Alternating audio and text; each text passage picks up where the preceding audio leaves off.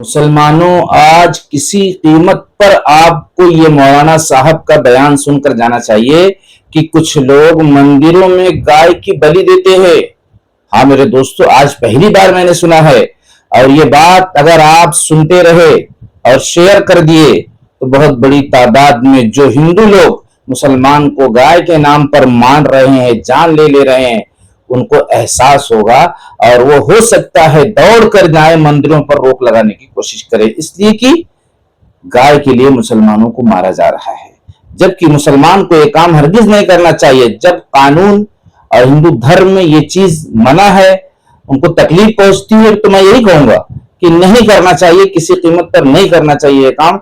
लेकिन आज जो सनसनीखेज खबर मेरे दोस्तों मौलाना साहब के जरिए से आ रही है कि मंदिरों पर बलि दी जाती है, ये सुनकर तो मेरे कान खड़े हो गए। और मैं चाहता हूं कि आपके जरिए से, आपके वाच करने से, शेयर करने से ये चीज आम होना चाहिए। और भी बहुत सी बातें ये मौलाना साहब ने बतलाने की कोशिश की है कि पूरी दुनिया का दूसरे नंबर का ये देश है जो बीफ के खरीदो फरोख्त में आगे है। मेरे दोस्तों, मेरे अजीजों, आज की वीडियो बहुत खास है। अगर आप मुसलमानों को तकलीफ से बचाना चाहते हैं और हिंदू धर्म के लोगों की आंखों का पट्टा खोलना चाहते हैं तो आप रुकने की कोशिश करो, वीडियो को देखो। और खास तौर से मैं हिंदू धर्म के लोगों को रोकना चाहता हूं कि देखो मेरे भाइयों, आप भी हमारे भाई है, इसलिए कि देश में रहते हैं, हम एक दूसरे के साथ हैं, इसलिए आपको यहाँ भी रोक पूरे तौर पर लगाने की कोशिश करना चाहिए। जबकि अब रास्तों पर बिला वजह कई जगहों पर ऐसी भी घटना देखने में आई है कि वो लोग लेके नहीं जा रहे हैं, फिर भी उनको मारा गया, पीटा गया। तो यहाँ पर जाकर जल्दी से रोक लगाने की कोशिश की जाए, वो भी मंदिर जैसी जगह जहां पे आप लोग पूजा करते हैं। आइए पहले मौलाना का बयान सुनिए और उसके बाद मुफ्ती शमाइल साहब का एक छोटा सा क्लिप आपको सुनकर जानने की कोशिश करना है। मेरे दोस्तों, बड़ी जद्दोजहद लगती है वीडियो के बनाने में। के तहत कुर्बानी करना बहुत टफ होगा, तो इसलिए हम तमाम मुसलमानों से यही कहेंगे कि आप गाय की कुर्बानी नहीं, गाय का गोश्त भी खाना हमेशा के लिए बंद कर दीजिए। और सरकार से हम ये अपील करते हैं कि गाय को नेशनल एनिमल का दर्जा दे करके मुकम्मल तरीके से गाय का ज़बह करना, एक्सपोर्ट करना, उसका गोश्त, खरीद फरोख्त, तमाम चीजों पर पाबंदी लगा दिया जाए।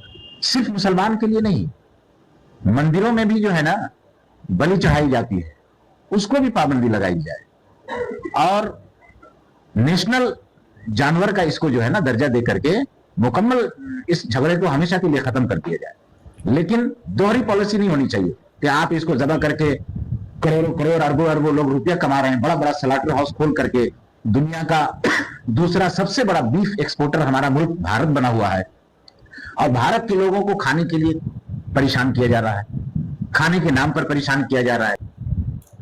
मेरे दोस्तों, मेरे अजीजों, आपके सामने सच्चाई आ चुकी है, लेकिन फिर भी मैं आपको इसलिए रोकने की कोशिश कर रहा हूं, जितने भी मुसलमान भाई हैं खास तौर से वो मुफ्ती शमाइल साहब का ये वीडियो सुनकर जरूर जाएं।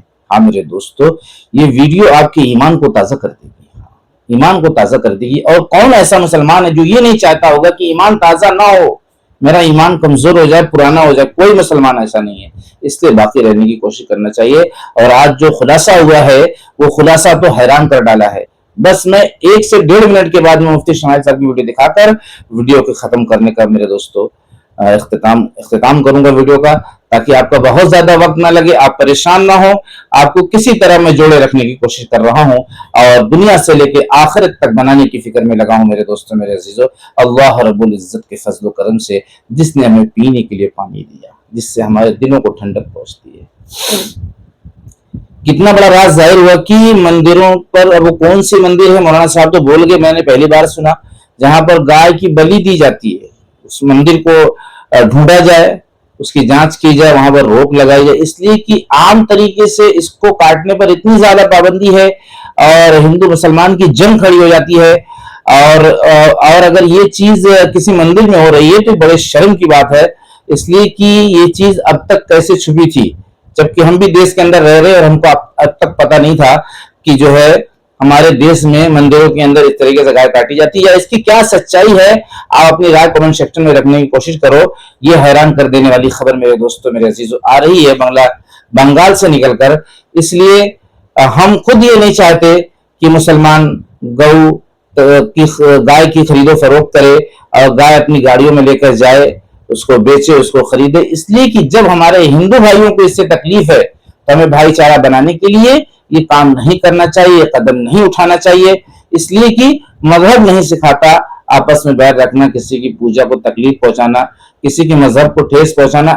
اگر ہندو بھائیوں کے مذہب میں یہ چیز منع ہے, تکلیف پہنچانے والی ہے, تو اس کے مسلمان کو نہ کھانے سے, نہ بیچنے سے ایسا نہیں کہ اس کی زندگی نہیں کٹے گی, یا اس کا پیٹ نہیں بھرے گا, یا اس کے لیے اور کوئی راستہ نہیں ہے.